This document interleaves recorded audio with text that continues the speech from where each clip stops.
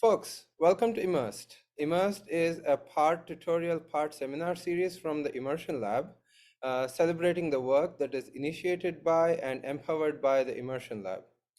Today, it is my privilege to introduce one of our talented undergraduate students, Izzy Waits. She's an undergraduate at the MIT Architecture Department, and her interests lie at the intersection of dance and architecture. We have found a great intersection between dance science and dance architecture.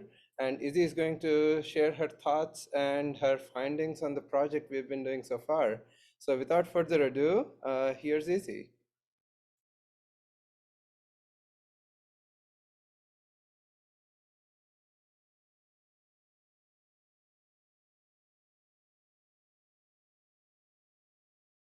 Hello, everyone. Thank you so much for coming today. I'm super excited to share my work with you.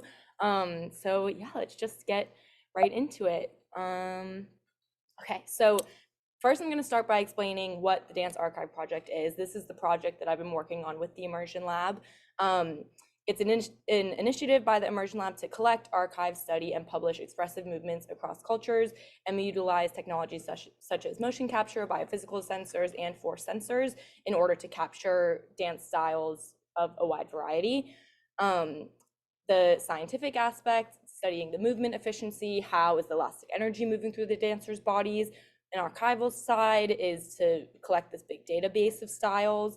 And then on the artistic side, which is kind of where more where I fall, looking into creating kind of documentary style profiles on the dancers and how they approach and think about their movement. And then also future applications of this research we'll also get into today. Yeah, basically this is first all running through our roadmap of our presentation today. So we're all oriented with what's going to be happening. It's kind of going to be a combination between the Immersion Lab's explorations and my explorations. And so with the Immersion Lab explorations, it's really kind of looking dance in this scientific scope. What can we learn about dancers' bodies and their muscles and how they're performing? And then my individual explorations is looking more at dance as a spatial language. And what is a spatial language, you may ask? I'll get into that soon. It's basically just kind of what I define as how each specific person moves through and interacts with the space around them based off of their previous movement experience and training. This is kind of the breakdown of the talk. We'll start with our introduction, then talk about work in the lab, work that we've done in the field, and then work that we'll be doing in the future. And there'll be some time for questions at the end. And then here are all the projects that we'll be overviewing. Don't be overwhelmed. We're going to go step by step. There's a lot of stuff to cover today, so I'm super excited to share the work with you guys. We're going to start with a styles overview. So just give you a quick overview of the styles that we've captured in the lab so far, the dancers that we've worked with. So this is a quick chart explaining what styles we've captured. Our goal for this semester was trying to get a breadth of styles, and then you can see we also got a depth. So we got multiple dancers and participants coming in for specific styles. You can see ballet and contemporary are our most frequent styles so far, but we're hoping to expand that and of course get more and more dance styles. This is just a small snippet of the ones that there are. And for the next video that I'm going to show you, the dancers highlighted are the ones that will be demonstrating these specific styles. So yeah, this is just a video showing the different styles we've captured so far. I may interject with a few explanations of the differences. And the videography, I did want to give credit to. Some of it is from me, but there's also another artist working in the lab on the Dance Archive project named Christopher Benton, and some of the footage is from his work as well.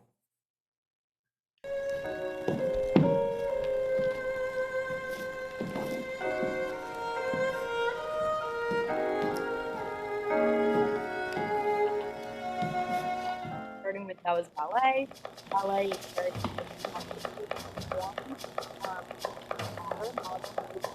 when founded was a bit of the ballet, but I think has a lot of foundation in ballet. This is contemporary. It's much more open and free, a lot more about expressive and feeling the movement rather than focusing on the look. Latin dancing.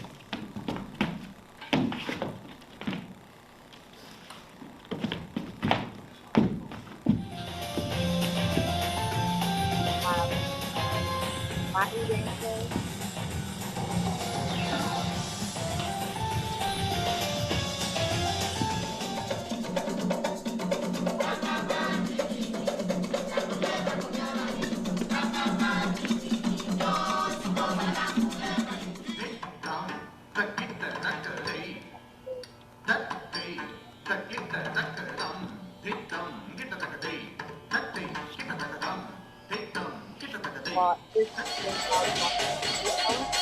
There's more gifted and some people work with multiple different styles. Or just has a lot of variation.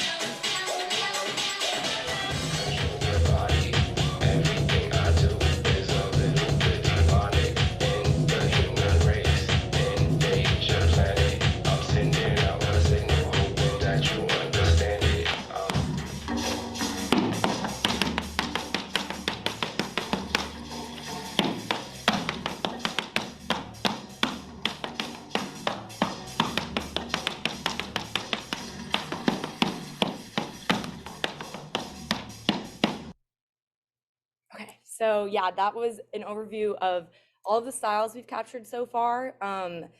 As you can see, lots of variety, lots of different movement styles and expressions, and you can kind of start to think about how these different types of dance training could cause a person to move differently or approach movement differently. That's a lot of what we're going to get into today. Next, we're going to go into a dancer profile. So I'll just show you one of the kind of short documentary style films that we've made so far of dancer number 6. And so dancer number 6 will now talk to us about her movement experience. She was trained in ballet and contemporary dance, and so we'll learn a little bit more about those styles now.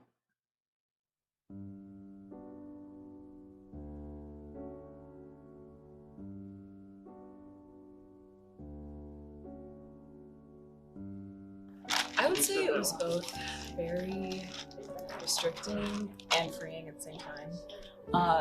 Ballet is so specific that once you grow up learning how to do that, it's kind of hard to do anything else, but at the same time, it's a great foundation to do everything else. It's very interesting. I feel like I learned how to control my body very early on, but I feel like that control came at the expense of how I experienced dance. So like, I would sacrifice pain for beauty, which happens all the time in ballet. It's just like staple.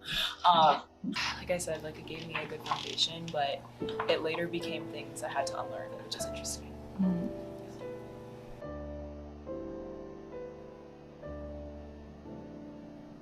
I think it was probably like when I was 8 or 7, my first contemporary class. I remember loving it because it was like the exact opposite of ballet in the sense that like it was complete freedom. Ballet was no freedom at all. It was just very freeing. I felt like I was dancing because I enjoyed it as opposed to because it looked pretty, which was a very different relationship. And it was founded on finding space in your body. So how can you make movement everything but stagnant? So it was really about learning how to experience stationary, normal things and then translate that into dance.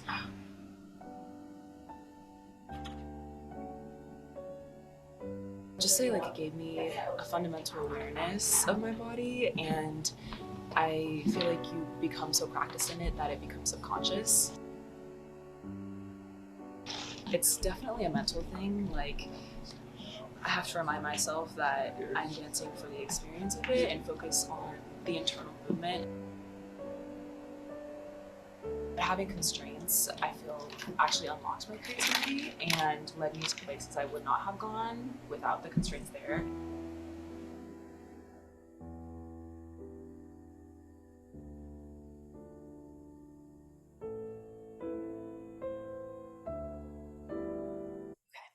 Wonderful. So that was dancer number 6. Hopefully you learned from that video a little bit about how she approaches dance, how her previous movement training in point and contemporary affects her approach to movement. And you started to see at the end there, we've done also some explorations with adding constraints to dancers' movements to see how their spatial languages and movement quality behave when under the manipulation of other things. So yes, so far we've covered our styles overview. We did a quick profile of a dancer. This is kind of looking at basically what we've done in the lab so far, like looking at dance as a science. We're now going to move into dance as a spatial language. So I'll give a little bit broader of an explanation in case you're a little confused, and kind of how I've been looking at dance in both my work in the immersion lab and then also my work as an artist outside of the lab.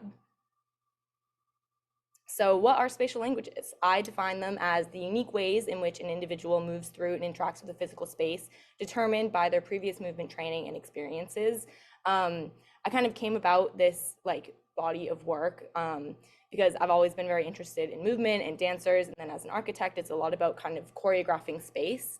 And there's been a lot of research on how your dialectical language impacts the way that you think, so what language you grew up speaking, but there's not as much research on how we speak with our bodies and how our physical training and physical movement experiences impact the way that we move through and interact with space and new people. Why are they important? By studying a variety of spatial languages through looking at all of these dancers, we can start to better understand how and why we move the way we do. And from there, as an architect, I'm interested in this because you can learn to design spaces that are cognizant of these underlying movement patterns and movement interactions between various people and their spatial languages. And then lastly, why is it important with dancers? I love working with dancers. I think they're kind of the best people to start this body of research with because as you might have seen so far, dance training really teaches you how to communicate with your body and manipulate your own spatial language. And through this training, like regardless of the style, something I've found across all of our participants is that they are very thoughtful and aware of what's happening in their body. And that's not something that most pedestrians can say. And so I think that learning from dancers and like analyzing the spatial languages of dancers is super important because they exhibit these characteristics that we as pedestrians can learn from them in order to more actively and effectively engage with our built environments and each other.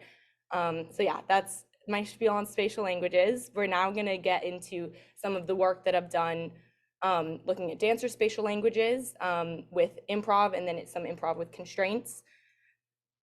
And so in this video, you're gonna see all of these dancers improvise to the same song, but you can see they react very, very differently. And then they also are improvising with constraints, which are these elastic bands that I made that connect the dancers' limbs to one another. And so they can kind of experiment with moving with a new constraint or a new variable kind of there. So you can see how their spatial language behaves with the introduction of new things. I feel like a sense of freedom. It's like I'm accessing different parts of my body and different movements and different parts of my brain that I haven't before.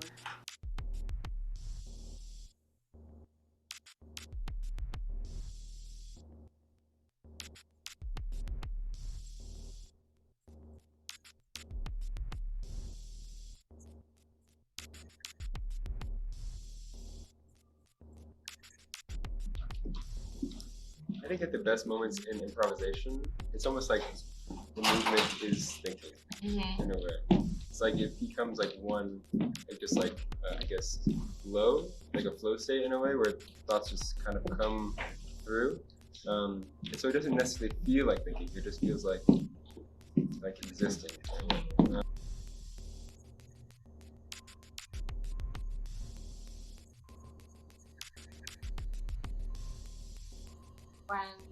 When I approach moving by myself and without judgment, I think I always resort back to just like my childhood and my family and like the kind of music that has influenced me if I'm stuck kind of thinking about where my body's at, sensations, initiation points, and thinking of imagery.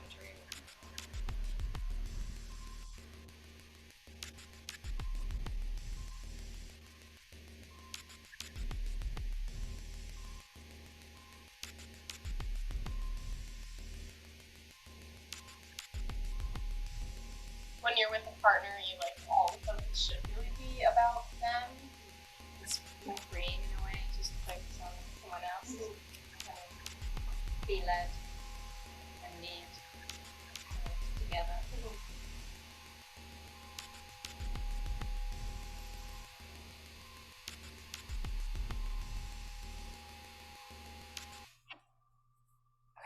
So you kind of started to see at the end some of our explorations with multiple dancers at a time.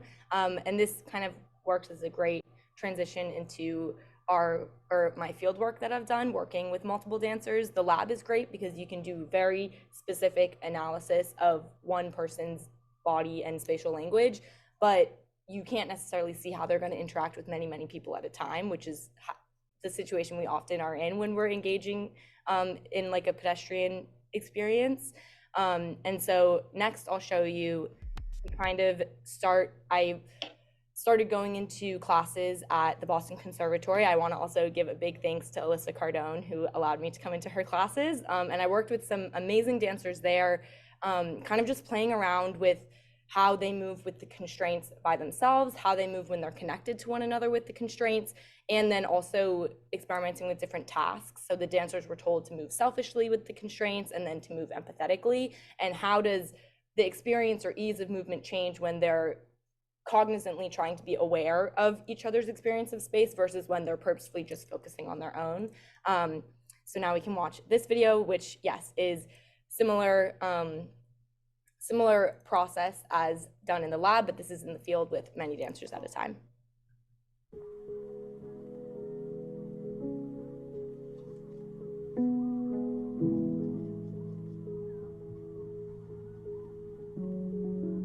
And then when we were all connected, I was kind of thinking about how my movement affects other people's movement and how their movement affects mine.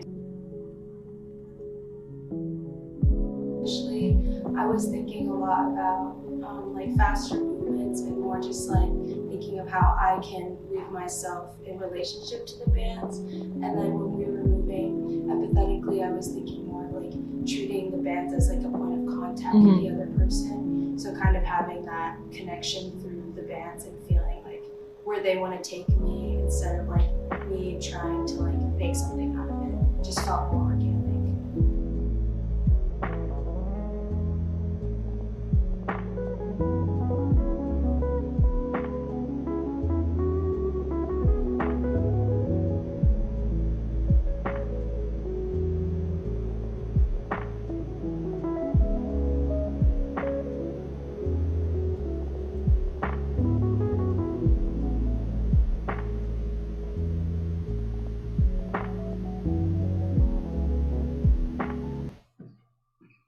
So yes, and you can kind of see at the end there, we got super into experimenting with like what happens when you add obstacles to the space, what happens when all of the dancers are connected. So really just kind of like pushing this metaphor more and more of being physically connected and aware of these kind of underlying tensions between your movement and each other's.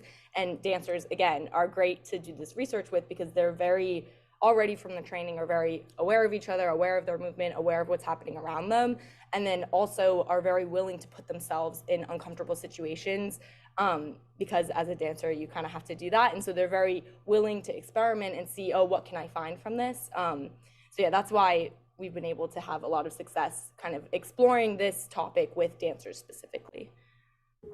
We're now going to take a break for questions in case there are any. I know I kind of zoomed through a lot of things. So yeah, if there are any questions in the chat, we can take a break to answer them now. I can read out the question. Oh, yes. Will you explore, we have a question. Oh, oops, we have many questions. We have a question from Brian. Will you explore intersecting highly distinctive movement forms, i.e. a break dancer tied to a ballet dancer or a contact improvisation dancer dancing with a skateboarder? Good idea. Yes, yeah, that's a great idea. I'm super excited to, like, I think there are a bunch of different applications, and I am very excited what happens when you start having people with very different movement training working together. So kind of, as you said, like a ballet dancer with a hip hop dancer. So far, just because of the participants and dancers that we've been able to get into the lab, it's been mainly dancers of similar styles, but that is definitely something we're excited to look into in the future. And yeah, in order to understand even deeper, like how does a ballet dancer react differently to a space than like a hip hop dancer or something like that. So yeah, definitely a great idea. We're definitely excited about looking into that in the future. And maybe I'll take this one. Mm-hmm. Have you worked with any non-dancers or dancers without formal training? So there are other studies happening in the immersion lab which look at the differences in movement quality between dancers or highly trained individuals and naive or untrained individuals. And we'll share those results as part of other seminar series in the future. But long story short, it's very interesting to see how when even dancers do simple things like walking and reaching, you can see the differences in their movement quality. Okay, we'll take 2 more questions and then we'll resume your talk and take the rest for the end. So first question, what differences from Kaylin did you notice between dancers with different training backgrounds? Yeah, so you can definitely see, I think the biggest one that I noticed, and this may just be because I didn't say this, I grew up as a dancer as well. I trained primarily in ballet and contemporary. And I think that's like, there's a big difference between those two because ballet is very like picture and form focused and a lot about how you look and fitting a specific aesthetic, versus what I've experienced and a lot of our dancers have said is that contemporary is a lot more free and focused on how you feel. And so even you can imagine, even just like as a dancer going to train every day, if you're training and your main focus is, oh, I need my leg at this angle, I need this to look like this, you're going to approach and think about movement a lot differently than if you're going into class every day thinking, okay, how can I make my body feel good? How can I explore like from the tip of my finger to the top of my toes? Like there's just in the kind of training regimens, it kind of forces you into these different types of thinking. I'm not sure if that answered the question, but yeah, I definitely have been able to see, I think the most prevalent one so far has definitely been between ballet and contemporary dancers or just ballet and more free movement. But we're also super excited to look more into like other different styles of dance, also different styles of like cultural dances and how that varies. So yeah, interested in that as well. Yeah, and these are things we observed visually while collecting data, right? We also have a lot of data that we are going to dig through over the summer, and in the fall we'll be back and we'll share more of those findings of what we'll go more into detail and have conversations with some of these participants. Yes, yeah. Yeah, so look out for that in the fall. Yes, yeah. This is all our like visual observations so far. A lot of the actual data and stuff we'll have results from in the fall. And last question for the break. How about partner dancing? Stephen is asking if we have looked at improvisation like Argentine tango. Oh, I have not looked. We've done some partner dancing with like Latin dancing, and having like 2 like ballroom dancers in here together. And then as you saw in the video, we've done some like contemporary like partner improv dancing. But no, we're super excited about getting more into partner dancing, especially in the lab, because then you can have like the very specific data of how their bodies are reacting to each other differently. So yeah, any suggestions that you guys have for like dance styles that you think would be interesting, we are all ears. So yeah, definitely would be interested to look into that in the future. Okay, great. So we'll resume this talk. Okay, thank you for all the questions. I'm so glad you guys are excited and engaged. Okay, so yes, now going kind of further into, so before the break, we kind of looked at the improvisation with constraints. That was kind of starting to like bringing some of my interests and like artistic thoughts and questions into the immersion lab. And now I'm going to kind of go more into the field work that I've done. And so one of those is choreography with constraints. So I'm on a dance team here at MIT called Fixation. We're a contemporary team. And I was able to choreograph a piece for our spring show that was utilizing these constraints to kind of try and tell the story of this like project of what I'm interested in. So that's another kind of artistic application of this work. And I'll show you that now. Actually, some quick info first. These are the 4 dancers that performed, and it's a piece exploring the interpersonal tensions that unconsciously constrain our movement and dictate our relationships to those around us. So again, similar to the themes that I've been looking at so far, kind of what happens when you add this constraint as like a physical connection to each other and to your own body, and how can you use that to like make an audience more aware of this, or an audience kind of realize to be more aware of their own movement. And we can watch it here.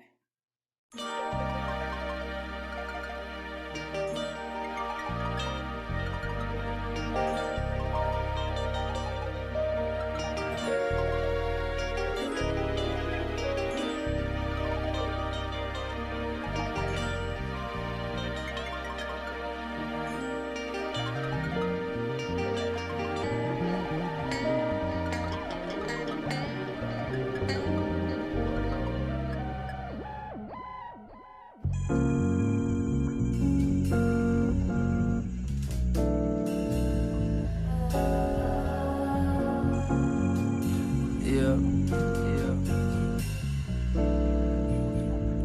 I feel like I'm out my mind. It wonders. I find that it's harder to realize what the fuck it is we're doing this earth. It's a curse. Still be missed again, I guess I'm info. But I'm pretty wise and I'm just ignorant. I heard that ignorance is bliss. So it is what it is. Still be missed again, I guess I'm info. But I'm pretty wise and I'm just ignorant. But ignorance is bliss. Yeah, that's what it is.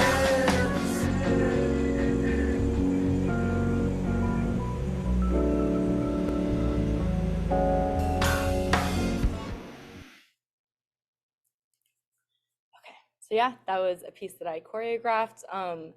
I won't go into too in-depth explaining it, but it also something we're also interested in looking into, and we actually recently had a dancer come in that is very interested in choreography, interested in also not only looking at the difference, how spatial languages affect how you move, but also how an artist creates or choreographs. So even just for me, choreographing with the constraints was like very new and kind of really pushed me out of my comfort zone. But then I was able to kind of create this new piece that I like hadn't done before, and was ultimately very happy that I had been pushed out of my comfort zone. So yeah, just I guess as an artist and a dancer that participated in this, I guess I can say from firsthand experience, it really does make you think more deeply and be more aware of how and why you're moving, especially when you add in these constraints, because typically you're just moving around and not really aware of how your movements are being pulled or constrained by external factors, but the constraints really make you aware of that, which is cool. And it's just, yeah, very interesting experience to be moving while feeling the effects of through other people's movements. Next, we're going to go into what happens when you measure with constraints. So I took the how to make almost anything class last fall, and my project was basically creating a tension sensing elastic band to hopefully use with dancers. Quick disclaimer, I have tried it out with dancers. It's a little too fragile right now to be used in real time, so that's also a current project that is ongoing, but I'll just show you what my video was for this class. It also kind of gives some explanation to my architectural research, so we can watch that now. Hi, my name is Izzy. I'm a senior in architecture at MIT, and I study the intersection of architecture and dance. By using dance as a tool to understand how our individual movements interact with the movements of others, and then I apply these findings to the urban scale. I did an experiment last spring where I connected dancers to one another with elastic bands and then had them dance while constrained by each other's movements, vocalizing their perceived tension on a scale from 1 to 5. From there, I created these visualizations of how our movements affect each other's experience of space. I've since revisited these studies using motion tracking and biophysical sensors, and these sensors are great for understanding how an individual's body is experiencing their own movement, but I still didn't have a way to quantify what was happening between two dancers as they move. That's where my How to Make project comes in.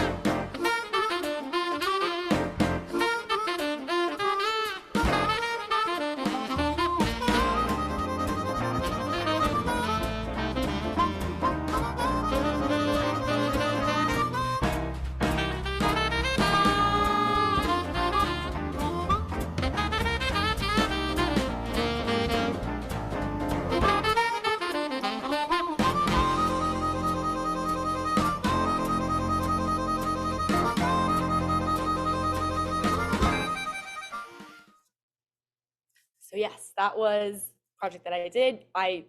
In the beginning of that, you may see I mentioned some experiments that I did last spring. That was, we'll kind of go into that now. That was kind of the start of this whole project for me individually. And then when I was able to come in and work in the immersion lab in the fall, that's kind of when this whole thing blew up and I was able to really experiment with a lot of things.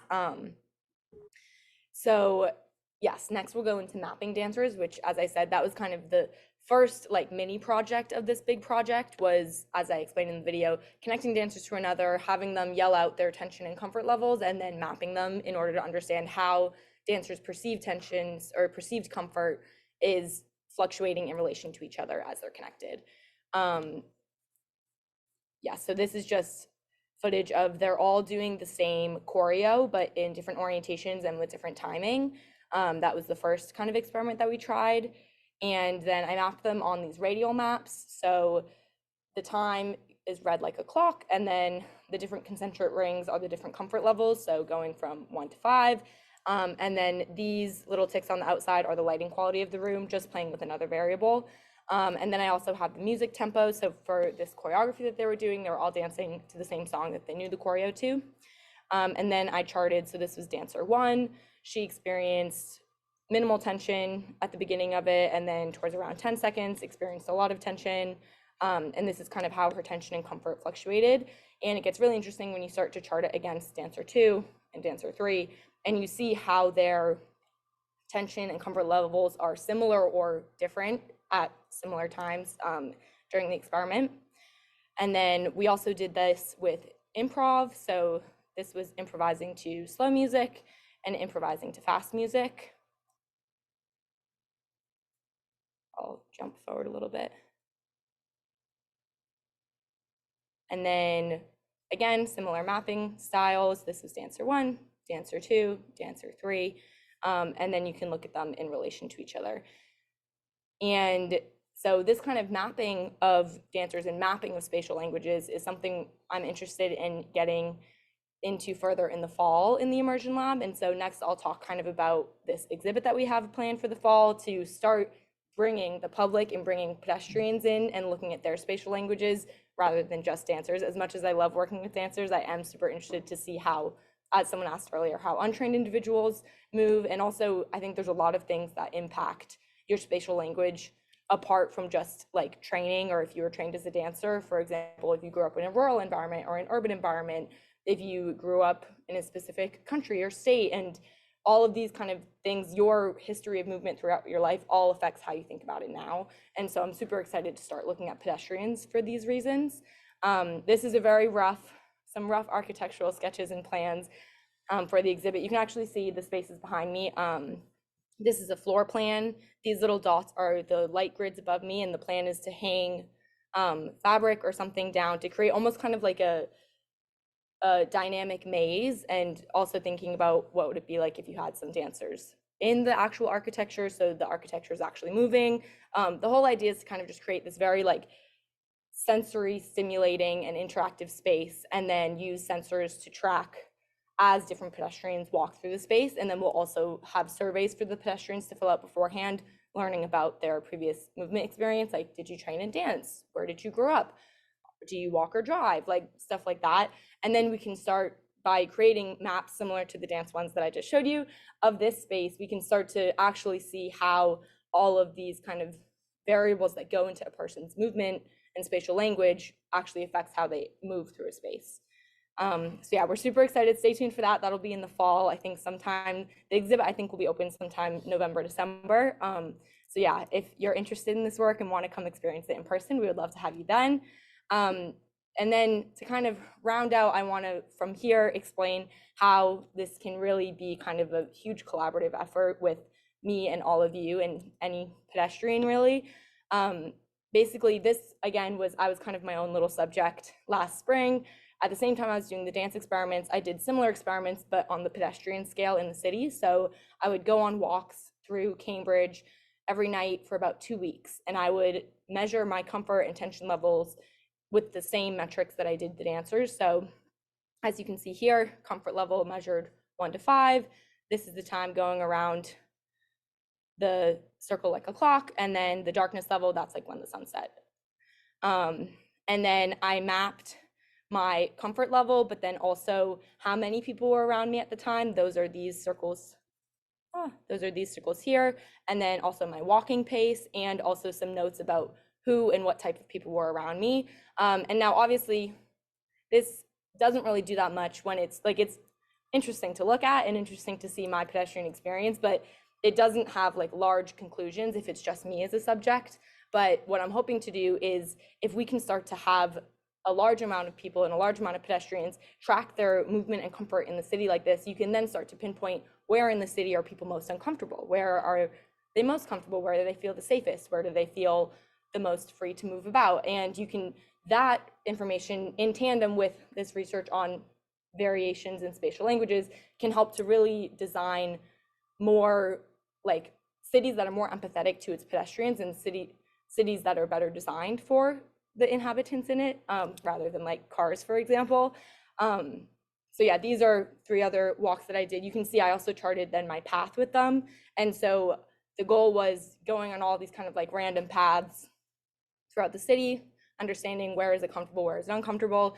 The end of this project, I ended up developing public parks in parking lots, because I found that I was most uncomfortable in, surprise, surprise, dark parking lots. And then I thought, okay, how can I make this space more comfortable for pedestrians, more usable by the city's inhabitants, and design public parks there. So yeah, those are just some of the architectural applications, but the main thing is, if we can get a lot of people to start being more aware of their spatial languages, aware of how they're moving through the city, and kind of check in with themselves about their comfort levels, and then even start tracking them, it can really have great applications for designing more empathetic and communal cities. Yeah, and so yeah, moving to that, I would love for you guys to collaborate with us. I have a QR code here to a form if you're a dancer, if you're a pedestrian, if you're just interested, and would like to reach out, any and all of the above, please fill this out. We would love to work with you. As you could probably see, this project would not be where it is and what it is without collaboration of many, many different people. So we're excited to kind of expand that network as well. And speaking of, I want to do some thank yous from the Immersion Lab, Praneeth, Brian, Talis, and everybody that I work with in the lab. Thank you so much. Could not have done any of this without you guys.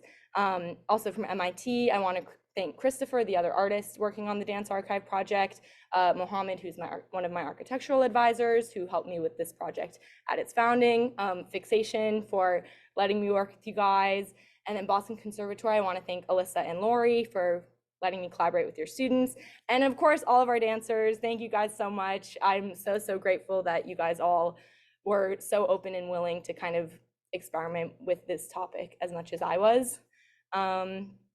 And yeah, this is, I'll bring up our roadmap just for the final questions in case you need a memory jog for what we talked about earlier. But thank you all so much for coming. It was very, very exciting to share all of this work so far, and I'm very excited to see where it goes in the future. Awesome. Thank you, Izzy. That was a great talk. We have time for a few more questions. Okay. Yeah. So let's start with a question that's relevant to something you just presented. We have a question. What are other factors that might influence pedestrian comfort level in cities? Yeah, so that is something, I guess, I can speak to my experience personally. A lot of it is kind of, what mode of transportation is the city designed for? Boston, for example, most people say like it's not a walkable city or a drivable city because it was designed for like horse and carriages, but you can kind of see that as you're moving through the city. Like as a pedestrian, it's kind of difficult to navigate. I'm positive as drivers, they find it difficult to navigate. And so there are those kind of like physical, like urban interventions and design choices that affect your pedestrian experience, but then also stuff like who are the pedestrians you're engaging with on the sidewalk? Is it a busy city street? Is it a quiet city street? There's a lot of research. I would say Jane Jacobs is a great urbanist who talks a lot about this. There's a lot of research on kind of like what makes a city comfortable or uncomfortable for a pedestrian. But I think what's exciting about this work is bringing dancers in, kind of brings a new perspective to that. Very cool. You covered many different themes. One of those themes was in the field versus in the lab. Could you tell us the relationship between the two things and Yes. how you see it? Yeah. So I wanted to make that distinction because while the lab is amazing in so many ways at getting us a lot of detailed insight into dancers' bodies and a lot of like muscle activity data and like motion capture data and stuff like that, you are, when you're in here, always aware that you're being monitored and that you're in a lab.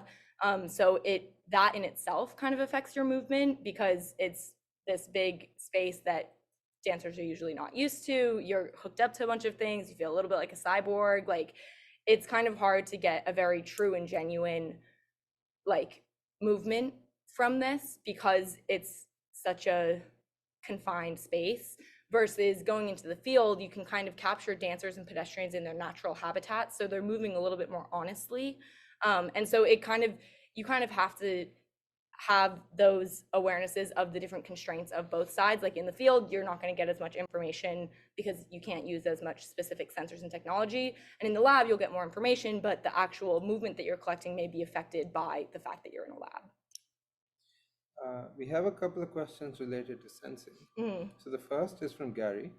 Using the motion capture data, have you been able to identify a common movement in response to specific tone rhythms? Like what does the motion capture data say? Oh, I'm not sure that It's the first thing on the analysis docket. Yes, yeah, we haven't, all of the information that our main focus basically this semester was collecting a lot of like data collections from dancers. We have not, over the summer, we're hoping to do a lot of the actual data analysis. So that is a question we'll be able to answer in the fall. But we could at least say what's the first thing we are planning to do. Oh, is, yes, right? yeah. So for like in the improv video that you showed, it's the same song, for example, that different people are moving to, and we could look for specific patterns in the motion capture data and what's common, what's different, and stuff like that. Yeah, and another, so that where you kind of keep the music as the same, you can also do like, for example, all of our ballet dancers come in, the ballet warm-up is pretty typical, so they're doing similar movements. You can then analyze a movement in one dancer against the same movement in a different dancer, and that is especially exciting when we have two dancers in at once. If you saw in a few of the videos, we had two modern dancers in at once, and they did a lot of their modern warm-ups next to each other, so you can physically see the differences, but then also we'll be able to understand a lot of the differences in the actual data. Yeah, and the question was more related to tone or rhythm. So we're getting movements across many different types of tones and rhythms, and I guess we need to come up with some common way of identifying across these different styles. There is some commonality in this rhythm, right? So we have to talk to some people who are experts in that. Yes, yeah. And we just, if you saw one of our most recent dancers, it was the tap dancer. And so that especially, like, tap is very rhythm based, almost like more so than movement. And so I think that could be interesting to look into, like with tap specifically as well. So this is the whole purpose of the archival project, archival aspect of this project, right? So we collect all of this and we'll make it available to everybody, and people who have questions can mine the data. So another question related to biophysical sensors, I think from Ava. Do the biophysical sensors have any way of quantifying dancer comfort in the way that you had them saying comfort level vocally when you did your the experiments in the spring?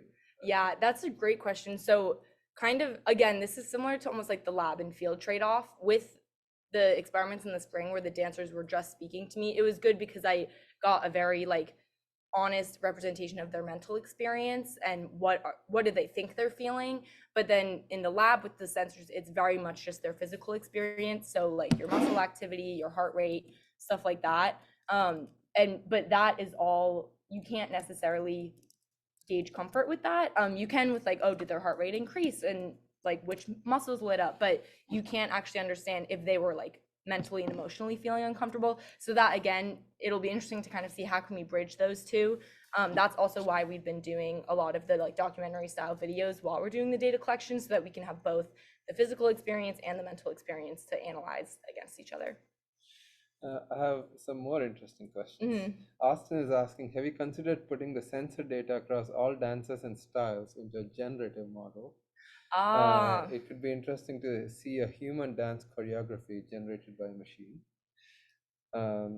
That is very interesting. yes, yeah, that could be cool. Yeah, there's a ton of the archive itself. There's like a ton of interesting applications that we could have. So yeah, right now we're just trying to collect everything, and then we'll be excited to try out the different applications and stuff. And if you want to try it out with us, just send us a Yes, note. yeah. I can go to fill out the QR code if you would like to collaborate with us. And there's also an email contact in the chat.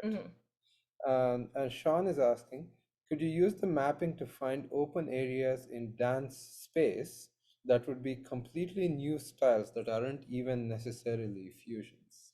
So I think that's a great question. Yeah, I think that is super. That question also brings up kind of like, what do you even define as dance? Because right now we're studying very kind of like traditionally defined dances. But even just like some people could consider just walking on the street as a dance, or making your morning coffee as a dance. And so I think it's interesting looking into the more kind of like normal everyday like dancing that we do, and kind of looking into that in the urban sphere as well. But yeah, that would be super interesting to see. Could we come up with almost a new type of dance from the analysis of all these different styles? Yeah, definitely gets much deeper very quickly, right? What is dance? Yes, yeah. Yeah. And I know it's challenging to define, but through the approaches that we are taking, we're hoping we can get to some Yes, of that. yeah. All right. So, folks, if you don't have any other questions, thank you again for joining. We loved having you here. Immersed will be back in the summer. We will resume dance-related Immersed stuff in the fall. So keep an eye out. If you want to join our mailing list, send a note to immersion@mit.edu. And if you want to get involved, also send a note to this email on your screen. Thank you so much for coming. And Izzy, thank you. That was a wonderful presentation. Thank you so much. Thank you everybody for coming. And yes, please stay in touch. And if you want to collaborate, let us know.